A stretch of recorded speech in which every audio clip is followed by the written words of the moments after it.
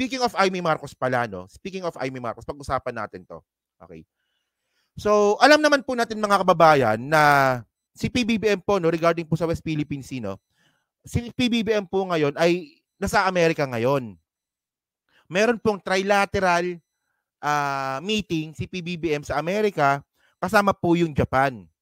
So actually kasi mga kababayan, panalo po ang Pilipinas doon sa trilateral meeting na yon.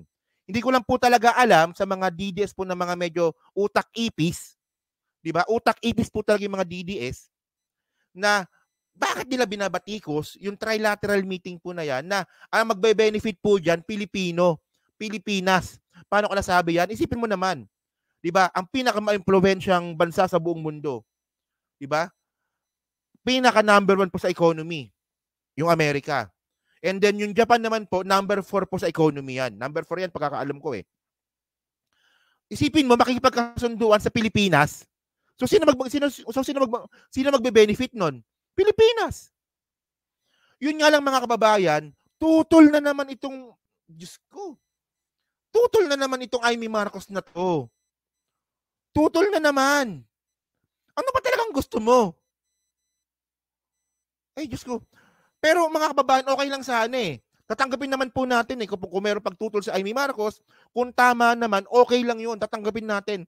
Yun nga lang, BS. BS. Sobrang BS. So, ang sabi dito, no, basahin natin to ha. Sabi dito, okay? Manila Bulletin.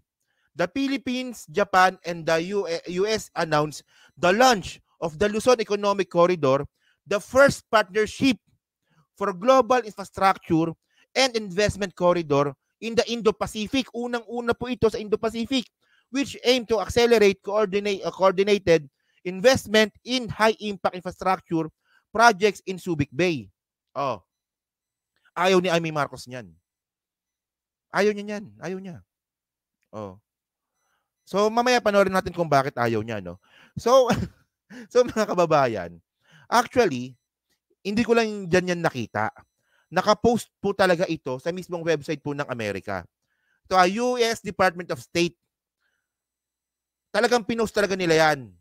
So mga kababayan, ako, suportahan po natin yung charter change po sa economic provision.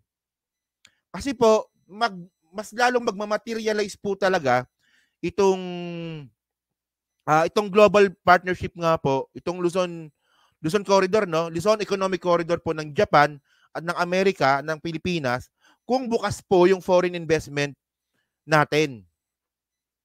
So ngayon mga kababayan, ano ba to? Ano ba tong plano or gagawin ng Amerika at Japan sa Luzon? Sa Luzon. Okay? So ang sabi dito, no, the United States, the Philippines, and Japan launched the Partnership of Global Infrastructure Investment Luzon Economic Corridor, March 11 kahapon. So sabi dito, no, during the Trilateral Leaders Summit, the leaders of the United States, the Philippines, and Japan announced the intent to develop the Luzon Economic Corridor as the latest economic corridor of the G7 partnership for global infrastructure investment and the first in the Indo-Pacific region. So yung G7 mga kababayan, ito po yung mga bansa na grupo po ng bansa yung G7 na yan eh, na nagtutulungan po sa ekonomiya. Di ba? So, ano ba talaga yan? Ano ba yan? Teka lang. So, alam na natin na na-settle na yan. So, ano ba yan? Teka lang. Ito po ay tungkol sa... Ito. Okay. So, ito po, no, the Luzon Economic Corridor will support connectivity between Subic Bay, Clark, Manila, and Batangas in the Philippines.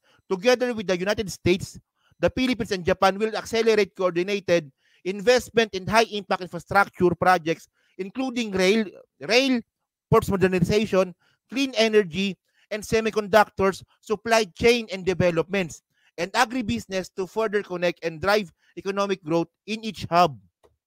Yan. So, ibig sabihin ng mga kababayan, merong trend, merong infrastructure, merong ports modernization. So, yung pagmo-modernize nga po ng mga pier. At yung malupit dito mga kababayan, semiconductor, supply chain and developments. Okay, so maganda. Para sa akin maganda. Pero merong comment si Amy Marcos dito. Okay, panoorin natin ha. Ito yung comment ni Amy Marcos. Saan ba yun? Ito. Yung sa Luzon Corridor na nababanggit nga dito sa agreement ay idadaan sa pamamagitan nitong EO57? Kinatatakutan ko parating ganyan dahil kasi kung talaga... Okay, teka lang ha. Actually, yung nagtanong kasi niyan si Admar. Si Admar nagtanong niyan. So ngayon kasi, kinoconnect nila ngayon itong Luzon Corridor sa EO number 57. So ano ba yung EO number 57 na yan? So ayan po yung ginawa po ni PBBM na ito, EO number 57, okay, strengthening the Philippines maritime security and maritime domain awareness. So ngayon, itong SMNI, itong si Admar, itong si Amy Marcos, kinoconnect po nila yung Luzon Corridor na yan sa putukan, sa military. Now, which is posible naman. Actually, hindi ko naman sinasabing hindi mangyayari yun. Posible naman. Diba? Pero mga kababayan kasi, para sa akin, hindi naman po tayo makikipagputukan. Hindi rin naman tayo nakikipag-away. Tayo po yung inaaway So, masyado kayong masyado kayong fearmongerer Tinatakot ninyo yung mga Pilipino na magkakagulo. Na hindi naman po mangyayari. Naniniwala po ako na hindi mangyayari yun. Ayaw po ng Pilipinas, ayaw ng China, ayaw ng Amerika. Pero ginagamit po nila yung narrative po na yan para takutin po yung mga tao. Pero mga kababayan, ang nakaka-bad trip kasi dito, itong plano po ng Japan, Pilipinas, tsaka Amerika, na Luzon Corridor ay ginagamit po na kinoconnect nila para po panakot sa mga Pilipino na makakaputukan na.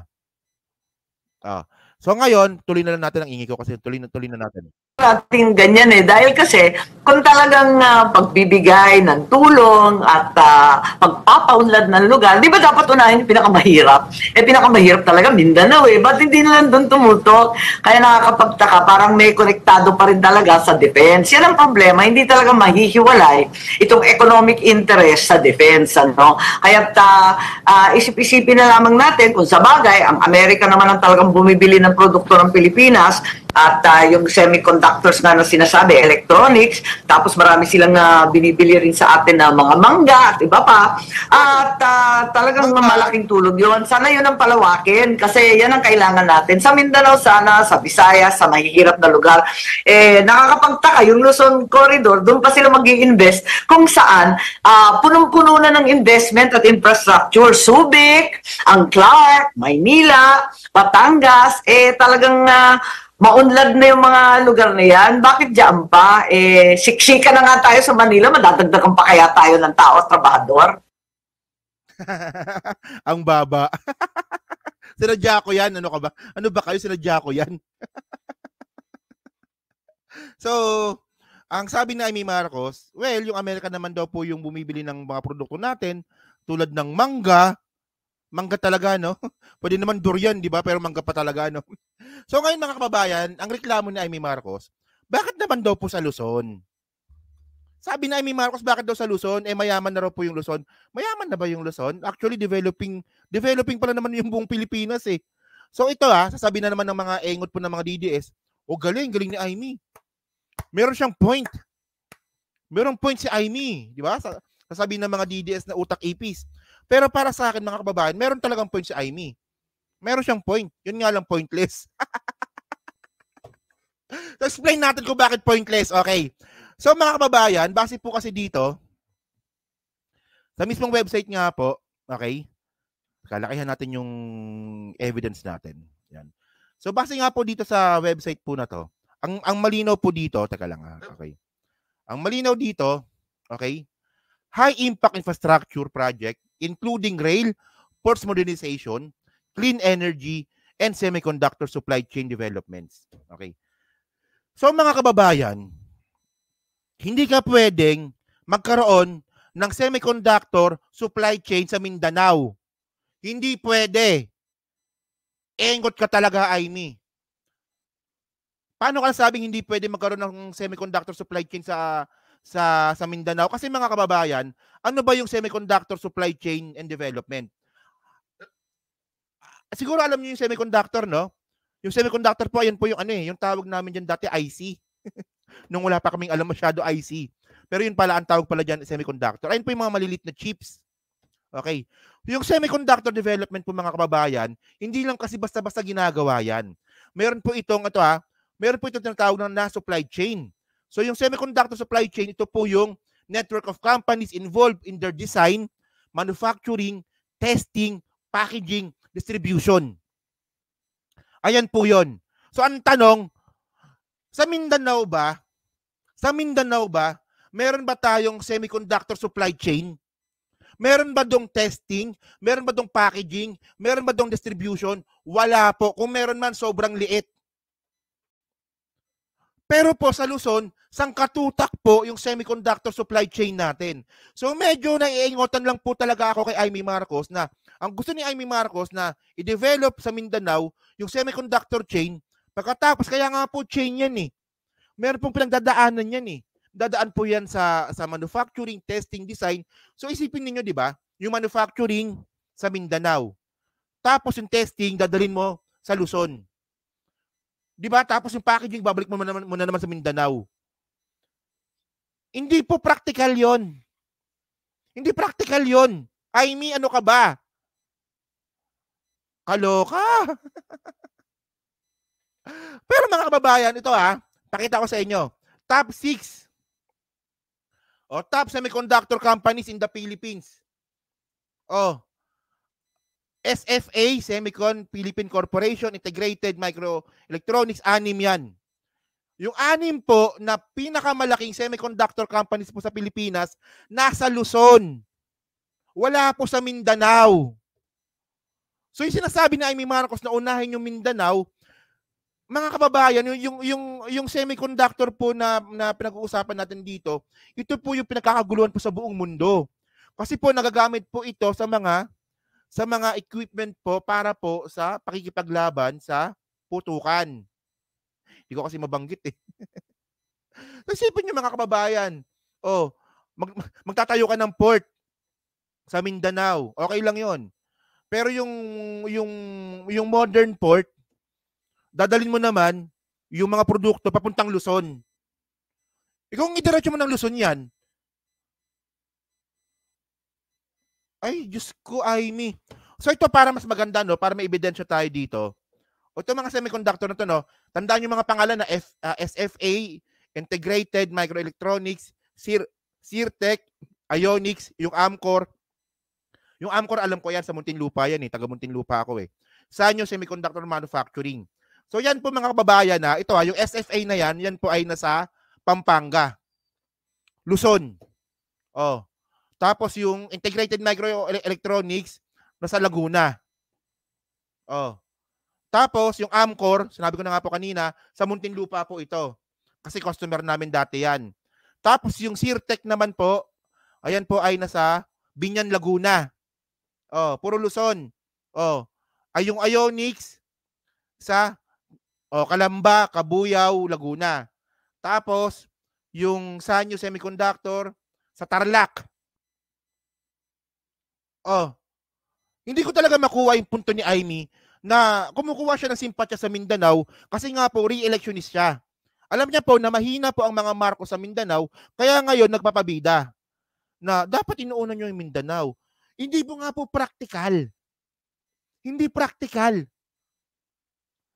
Mga kababayan, pag nakapasok po yung semiconductor na mga produkto po dito sa Pilipinas, ang laking trabaho po niyan sa mga Pilipino.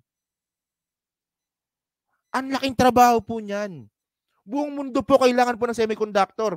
Lahat po ng electronics natin, speaker ninyo, yung ring light ninyo, yung laptop ninyo, yung cellphones ninyo, may semiconductor lahat yan. Yung electric fan meron din. May semiconductor lahat yan. Pero ang gusto ni Amy sa Mindanao. So ibig sabihin nun, yung supply chain po yung pinag-uusapan natin dito. Yung supply chain po yung pinag-uusapan natin dito. Isipin mo, dinala mo sa Mindanao yung produkto. Tapos, dadalhin mo sa Luzon para i-assemble. Tapos yung testing sa Mindanao. Anong klase yun? Ang sinasabi ko sa'yo, Aimee eh. Wala nang ginawang tama yung kapatid mo eh. Lahat na lang puro ka kontra eh. Well, sige, tuloy mo lang yan. Well, sana matuloy po yung petition natin na tanggalin po si Aimee Marcos, no? At ito medyo ito i-recommend po natin ito sa mga ibang mga vloggers na gumawa po tayo ng nung change.org. Baka si Kapdong, no? Baka si Kapdong pwede, no? Na change.org para po gumawa po tayo ng petition and then ipapromote po natin sa mga vloggers po na tanggalin po si Aimee Marcos para po maging Senate Chairwoman Committee nga po sa Senado ng Foreign Relations. Kasi sumusobra na po talaga siya, mga kababayan. 'Di ba? Lagyan ng IC. IC tawag doon, 'di ba? Kasi nung yung binan ko kasi, 'di ba? Bili ka nga ng IC. Ano yung IC? Ano pa ako noon eh, medyo pa ako, bata-bata pa ako noon. Yung pala yung IC nung nakita ko, semiconductor pala. Ayun po yung tawag sa mga Pilipino, 'di ba? Yung semiconductor IC yun eh. So yun, mga kababayan. Okay, wala na pala. So yun mga kababayan, no? So yan po sa 1,400 po nanonood. Ano nga po masasabi nyo nga po dito sa bagong pautot na naman ni Aimee Marcos na lahat na lang na ginawa ng kapatid niya palagi siyang kontra. Dapat na lang kasi Aimee Marcos magpaka, ka na lang. Integrated circuit pala, no? Yun paling IC. Sorry, no? Medyo eng-eng po tayo dyan. Integrated circuit pala, no? Okay. Yun pala yun. Okay. So yun nga po, mga kababayan. No? So ano nga po masasabi nyo nga po dito sa ginagawa nga po ni Aimee Marcos? Dapat po kasi, mga kababayan, itong si Aimee Marcos